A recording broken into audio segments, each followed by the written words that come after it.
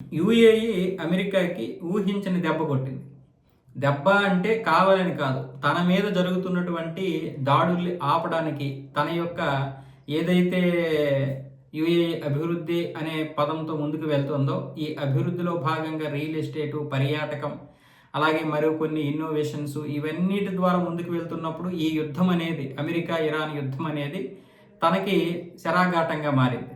యూఏఈకి అంతే, Saudi Arabia కూడా అంతే, ఖతర్ కూడాను. ఈ 3 దేశాల మీద ఎలాంటి దాడి జరిగినా పెద్ద నష్టం జరుగుతుంది. ఎందుకంటే అవి అభివృద్ధి అనే పదంలో ముందుకు వెళ్తూ అభివృద్ధిలో భాగంగా కొన్ని ప్రాజెక్టులు నిర్మించుకున్నాయి. ఆ ప్రాజెక్టుల మీద దాడులు జరుగుతుంటే దానికి తీవ్రమైనటువంటి ఇబ్బంది కలుగుతుంది, ఆర్థిక నష్టం కలుగుతుంది.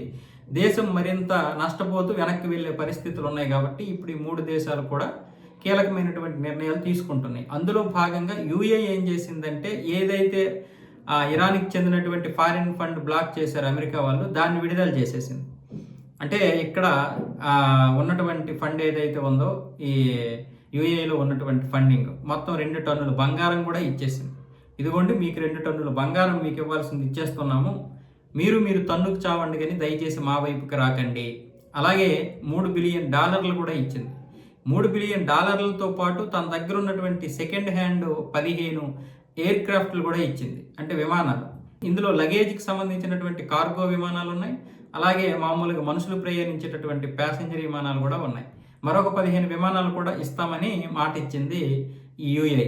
దాంతో ఇప్పుడు అమెరికా షాక్లో ఉంది. ఈ యుద్ధం గట్టిగా చేయాలనుకుంటున్న సమయంలో ఇప్పుడు ఇరాన్కి ఈ యొక్క డబ్బు, ఈ యొక్క బంగారము, అలాగే విమానాలు అనేది చాలా కీలకంగా మారబోతున్నాయి.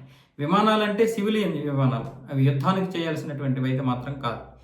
ఈ నేపథ్యంలో అటువైపు ఏమొచ్చేసి అబ్రహాం లింకన్లో విపరీతమైనటువంటి ఆత్మహత్యలు పెరిగిపోతున్నాయి అని చెప్పి మరొక వైపు అమెరికాని తీవ్రంగా కలచివేస్తున్నటువంటి తరుణంలో అక్కడ వాషింగ్టన్ జార్జ్ ఏదైతే ఉందో, ఆ యొక్క యుఎస్ఎస్ జార్జ్ వాషింగ్టన్ నౌకని తీసుకొచ్చి ఇప్పుడు ఈ నౌకను పంపించే ప్రయత్నాలు చేస్తున్నారు. అయితే యుఎస్ఎస్ అబ్రహాం లింకన్ కంటే అది అంత అత్యాధునికమైనటువంటిది కాదు.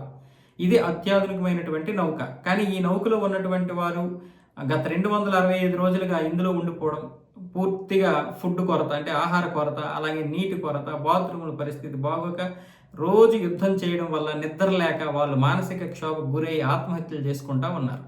మరి యుఎస్ఎస్ నౌకను వదిలేసి ఓన్లీ సిబ్బందిని మార్చొచ్చు కదంటే, యుఎస్ఎస్ అబ్రహాం లింకన్ కూడా చాలా వరకు దెబ్బతింది. ఆ దెబ్బతినడమే కాకుండా అది 265 రోజులుగా ఆ సముద్ర జలాల్లో అక్కడే ఉండిపోవడం, దానికి మరమ్మతులు చేయకపోవడం, అది కూడా కొంచెం ఇబ్బందికరమైనటువంటి పరిస్థితుల్లోనే ఉంది. అందుకే ఇప్పుడు దీన్ని అమెరికా తీసుకుని వెళ్ళి అక్కడ దీనికి మరమ్మతులు చేస్తారు.